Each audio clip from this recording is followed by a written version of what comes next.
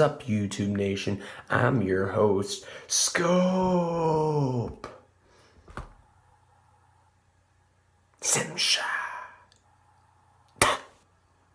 And today we're going to be doing our WWE Battleground review. So let's get right into the review. Alright, so first thing, we are going to cover the pre-show just because there was a match on it.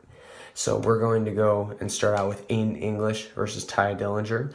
Now, it was a pretty good match for a kickoff match, I gotta admit it. Aiden English won this time. Ty Dillinger won at Backlash. I actually saw that live. I think both these guys are entertaining. Probably the second best match of the night, in my opinion. The best one's the next one up. But it was really, really good in all honesty. I don't know. I like Aiden English's new invented character. I think the revamp has really suited him. As for Ty Dillinger, he's just always been kind of great.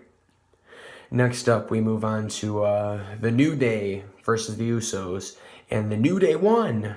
Yes. Early in the... Xavier Woods got a pinfall over the Usos, which really is, that's progress. Xavier Woods has always been portrayed as kind of the entertaining one, but also kind of the weak one. And Xavier Woods and Kofi Kingston ended up fighting, which I actually thought was kind of weird. I kind of expected... what's the name? I always think Big E should kind of be in it. Big E and Kofi seem to be like the ones that they always use. But you know what? It was good. I thought it was really entertaining. I'm glad we have new tag champs, and we just doubled the amount of face tag team champs, face champions that we have. Obviously not for long, but we doubled it. Alright, moving on. That was the best match of the night by far. It all goes downhill from here. I'm just going to tell you that right now.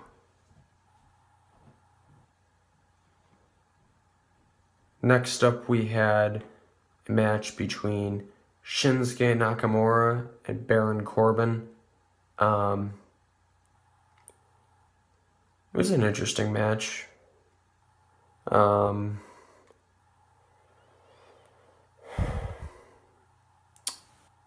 It's a crappy finish. Shinsuke Nakamura won via disqualification. Like, he already had Baron Corbin beat, but then for some reason Baron Corbin just decided to blatantly get disqualified. Don't know why Shinsuke Nakamura didn't just go for a pinfall. Instead, he waited so that Baron Corbin could get himself disqualified. I guess it's a way to keep the Money in the Bank briefcase holder strong, but at the same time, I think they booked themselves into a corner with this match. Next, we had a very rushed match. We had the women's Fatal 5-Way for the #1 contendership to face the SmackDown Women's Champion at SummerSlam. It was very rushed. It was a very good match to start out. Lana and Tamina, the alliance they had, I thought was very interesting. I thought it was a good kind of bond. And then within 30 seconds of each other, they both got eliminated by Becky Lynch. And then within another 30 seconds of that, Charlotte eliminated Becky Lynch. So within about a minute, all three of the 5 people were eliminated, and then Natalya won. It's different. I don't know if I want to see that. If I want to see Naomi versus Natalya at SummerSlam, I would have much rather preferred Charlotte versus Naomi, but I'll take what I get. Alright, next week, Kevin Owens defeat AJ Styles to become the new United States Champion. And holy hell, it was a good match, but the finish was awful. First off, explain to me why there was a ref bumping spot, alright? And then AJ Styles locks Kevin Owens in his submission hold. Kevin Owens doesn't tap. What was the point of knocking the ref down? Okay, so we'll move on. So then Kevin Owens locks AJ Styles in a crossface. AJ Styles doesn't tap. What was the point in that? Why would you have a ref knocking down spot and not have one of those fake taps? And then to make matters worse, the announcers were claiming that for the finish of the match, obviously, it was a roll-up. The announcers are claiming that Styles had his shoulder up when he visibly didn't, and that the ref had made a mistake. And it was a really slow count by the ref, and overall, the finish ruined it. I'm going to be honest. Really did. Alright, after that, we had John Cena defeat Rusev in a flag match. Good match. These guys always do a great job. When Rusev set up those tables, we all knew how it was going to end right next to the podium, with the A through the tables, and that was really neat. I really enjoyed that. I did. At one point, Rusev, though, and this is where logic goes out the window, and it's kind of annoying me. At one point, Rusev picks up the podium stand that's so vital for Cena to put the flag in, and he hits him with it, and then has to put it right back because it's so crucial to finish. If it's that important, why didn't you just chuck it across the stage? Don't get me wrong, the finish was entertaining, but the match lacks logic. Alright, after that, we had the Fashion Files were supposed to be finished up with Breezango. They're still entertaining. They still make me laugh. I don't think those guys... I thought one of the guys from the Ascension was fired, so I think those guys were fakes. Either that, or they just look a hell of a lot different. But the Ascension claimed that they were the ones doing it, in which Breezango said, no, that's not possible. You guys were at a house show last Friday, or Tuesday, so you couldn't have attacked us at SmackDown.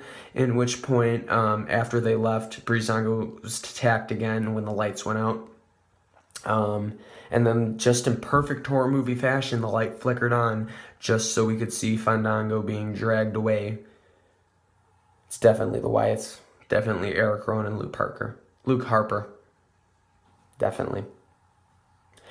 After that, we had Sami Zayn defeat Mike Kanellis, also known as Mike Bennett. It's good that Sami Zayn got a win, but I felt like this was Mike Kanellis' first pay-per-view match. Really felt that they should have pushed the idea that he needs his wife to win. Instead, they had his wife interfere, and he still lost. So it makes him look horrible, and Mike Bennett's a good wrestler. Obviously, he goes under the alias Mike Kanellis. I really kind of wish better for him. And then finally, the main event. I was actually excited for this main event because I like interesting stuff. I don't just like plain one-on-ones. And I gotta tell you, last night proved to me why everybody hates the Punjabi prison match so much. Jinder Mahal defeated Randy Orton, and God, was it... Oh my God. Let's just break the match down in pieces. So the starting out point with the doors, that's just confusing as hell.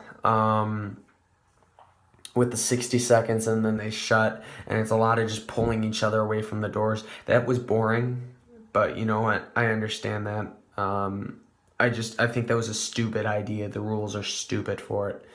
Then once they get over the first cage, they're at the second cage, that inner area. That was probably the most entertaining part of the match because it was just all spots. The kendo sticks, the chairs. The Singh brothers are still the best part of this feud by far. The 20-foot fall into the announce table that I think it was Somalia. I don't know what his name is. Samal Singh he took. That was entertaining. I thought that was funny. The other one got brutalized by a chair. I can't complain about that. The Singh brothers are doing a nice job. And then so the match is wrapping up. Jinder Mahal's down. Randy Orton starts to climb the cage, and all of a sudden, things are looking like Randy Orton's gonna win. Like he's climbing up the cage. It's by a landslide. The Singh brothers are down. Like it honestly looked really good for him. I gotta be honest. And then all of a sudden we hear this music.